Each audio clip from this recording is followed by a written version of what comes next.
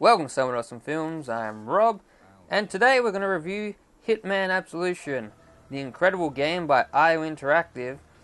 Agent 47 is back, finally after all these years waiting, and he has to kill his ex-handler Diana.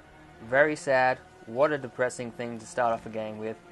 But after you handle the first mission, you'll be unloaded with a young girl called Victoria, who it's now your job to protect.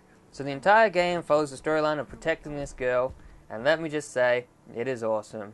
The best comparison I can give this game is Tarantino as a video game. This game reminded me a lot of Kill Bill. Not only did it remind me of Kill Bill, it also features Bill's brother, who you would know as David Carradine in Kill Bill, who played Bill. His brother Keith Carradine actually plays a major role in this game, and it's probably the most standout performance in this game.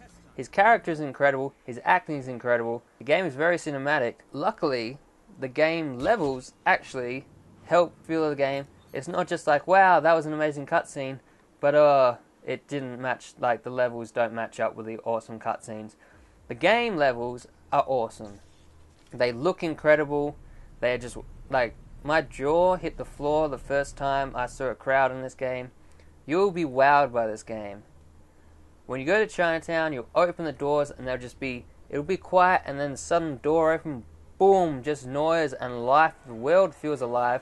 The crowds are huge, and they're not just cardboard cutouts. You can interact with all these people, use them as human shields, shoot them, whatever it is you have planned for these people. They're there for your bidding, and there is hundreds of people on screen at once, and it is incredible to see. It's just a wow. This game pushes the 360 to its limits, and the world feels alive. Everyone feels like they are real people. There is storylines going on that are their own little thing in this world. So while you have your main storyline, if you're running and gunning, you're going to miss a lot. Stealth is key for this game. You'll see so much, you'll hear so much. People will have conversations that you can listen in on. People will be on the phone talking about what's happening around them. And the world just feels alive. I can't remember a time where I felt like a game world is alive. Normally in games, you'll have people just standing around doing the same thing, where it's just like, oh, they're waiting for me to go talk to them. What are they doing? They're just standing there. I have to go do a quest and come back to them. Not this game. People walk around. People seem to interact with things.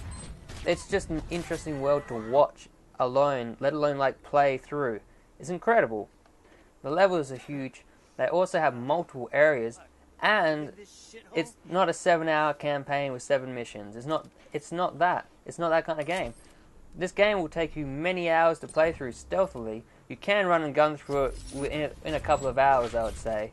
The levels are so big, and they have multiple areas, and there's so much going on. You're going to want to invest the time to explore, and this is encouraged through a challenge system, which gives you multiple ways to take out a target, or comes up with creative kills, or you have to stealth kill 11 people, or whatever it is. So you have a challenge system, so when you finish a level, you can go back and replay it as the challenge suggests. So if it's like, oh, you got to dress up as a scarecrow and kill 10 people, then you got to go, oh, well, how do I do that along with the entire mission? So it's an interesting concept, the challenges, and it gives replay value.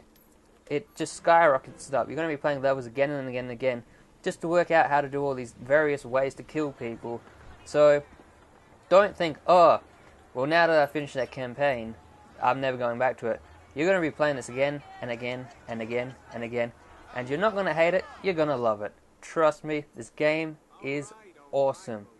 A few things they have added is Instincts mode, which is basically what 47 would see. So if you slap on Instinct, you'll see highlighted things out in the world. There'll be, oh, there's a pallet over there, I can use that to shoot someone down, or there's food here, I could probably poison it if they eat it, or whatever it is. So you can see it's basically what 47 is thinking. You can now see represented on screen through highlights, which is an interesting idea. It also is kind of like a guide at the same time. So don't worry, you can actually turn this off. You can play purist mode. For people who are new to the series, this is kind of like a guide to help them get used to what's going on. So you can highlight things like, oh, you can interact with this, you can interact with this. Maybe you should think of using this. So it's a good thing for newcomers, but like I said, if you're the kind of person who's like, oh, that's crap, why they add that? You can turn it off, so chill out. Your game is still here, it's not ruined. It's just made a little easier for newcomers to come in and join. Saving the game may be an issue for some people.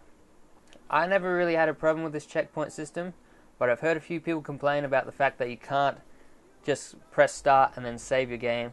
You have to find a checkpoint and save there. Though when you restart your checkpoint, pretty much everyone respawns except the target that you have killed. So some people might see this as an issue.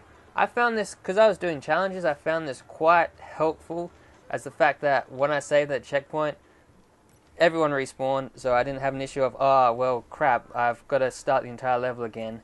Instead, when you go to restart checkpoint, the area you're in will basically reset. So it's like starting fresh, but without having to start the entire level from the very first area again.